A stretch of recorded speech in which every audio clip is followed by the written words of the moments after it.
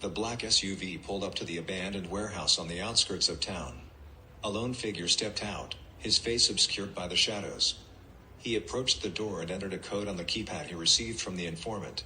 The door hissed open, and he stepped inside. Inside, the room was dimly lit by a single light. In the center of the room was a large metal table, and on top of it lay a body. The man approached the table and lifted the sheet covering the body. It wasn't a human body. It was something else entirely. But it was what he had expected. The small, gray-skinned creature with large black eyes seemed to be staring right back at him.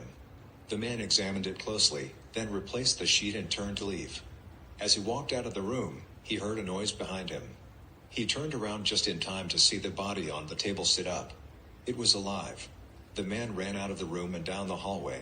He burst through the door at the end of the hallway and found himself in a large hangar. He stopped and his jaw dropped.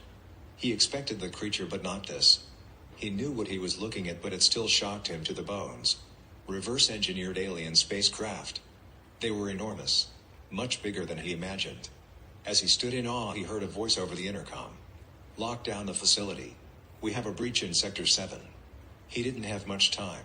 He ran to the nearest exit and burst into the cold night. Scully was already waiting there for him. She looked concerned. "What is it, Mulder? What did you see?" she asked. "You're not going to believe me," Mulder answered and pointed to her car. As they drove into the night, Mulder knew he had just uncovered something huge. The government was hiding the truth about aliens visiting Earth, and they were willing to kill to keep it secret. He had to get the word out. He had to tell the world what he had seen.